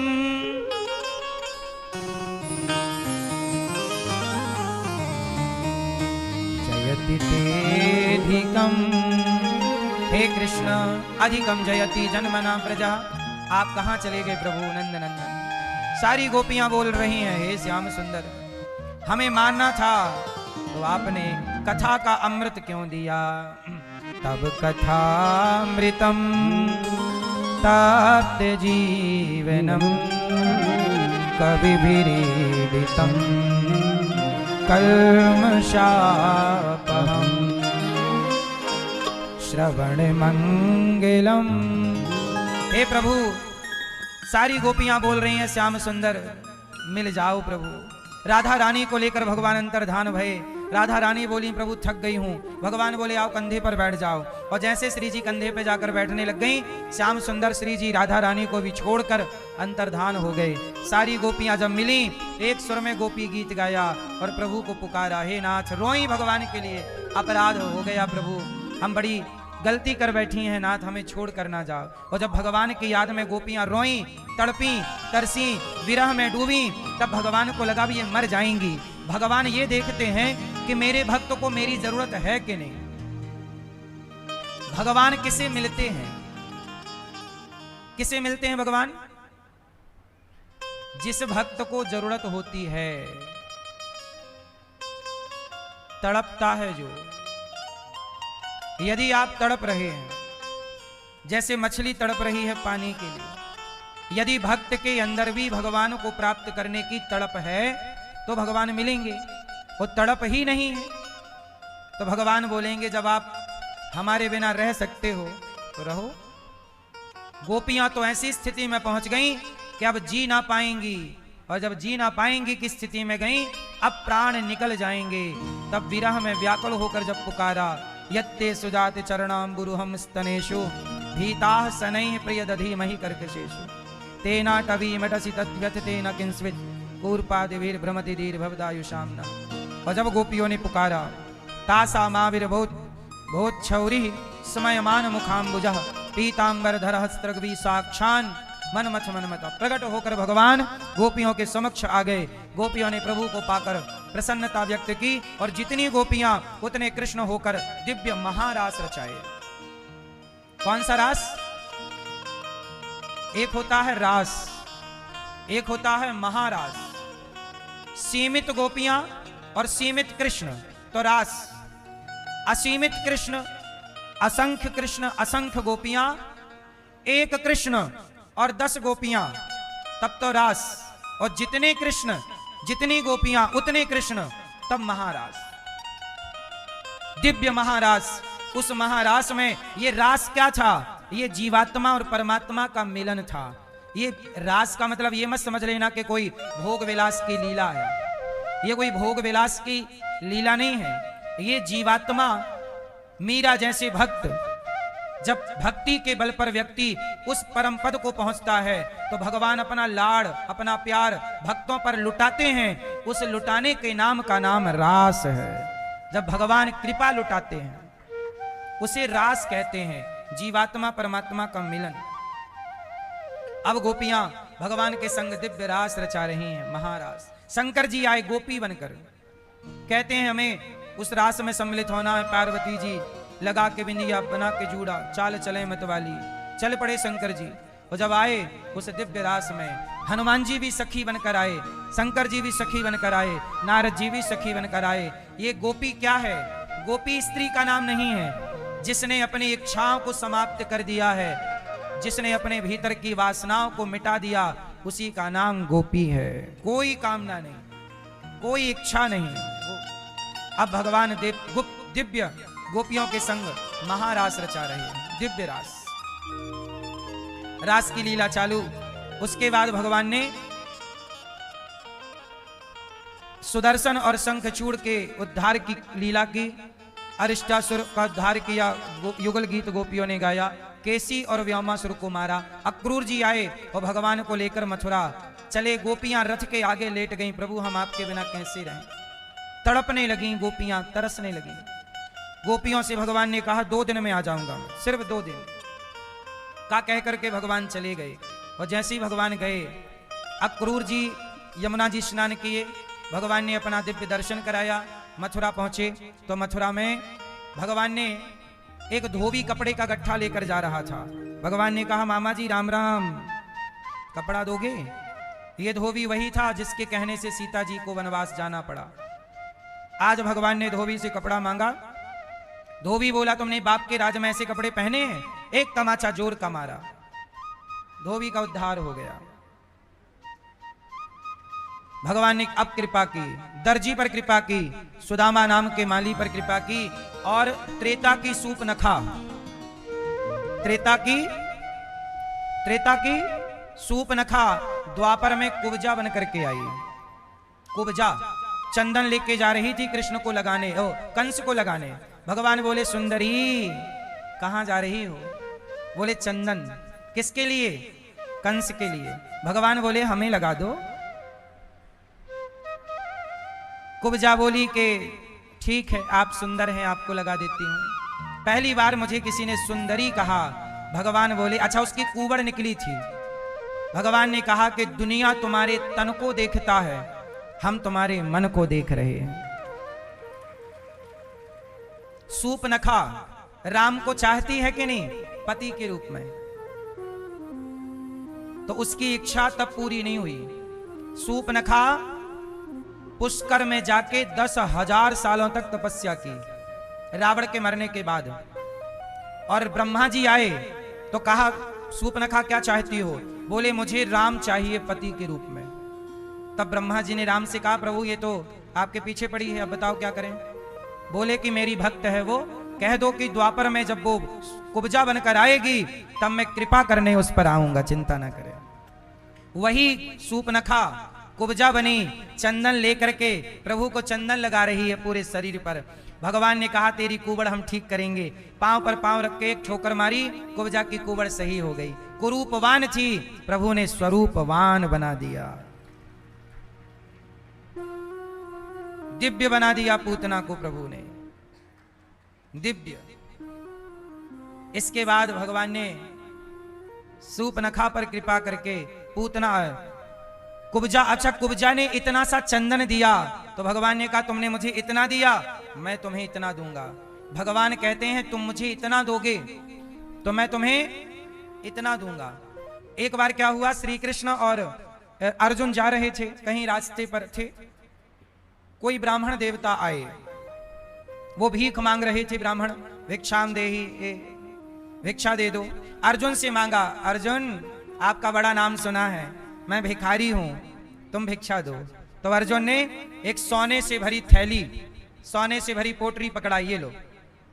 अब तो वो पंडित जी बड़े प्रसन्न भय, अरे राम इतना धन, अब तो मैं राजा बनूंगा, इतना धन आया, मैं इतना ये करूंगा। अपने बारे में सोचने लगे, मैं राजा बनूंगा, मैं ये करूंगा। कि तभी चोर आए और पोटरी छीन के भाग गए। भिखारी, फिर भिखारी का भिखारी, भागता भागता फिर अर्जुन के पास आए, अर्जुन मेरा धन चोरी हो गया और दो। अर्जुन ने कहा अच्छा ठीक है। एक सुंदर सा हीरा जो बहुत अनमोल था, एक मणि दे दी, ये लो मणि। अब वो मणि लेकर चला।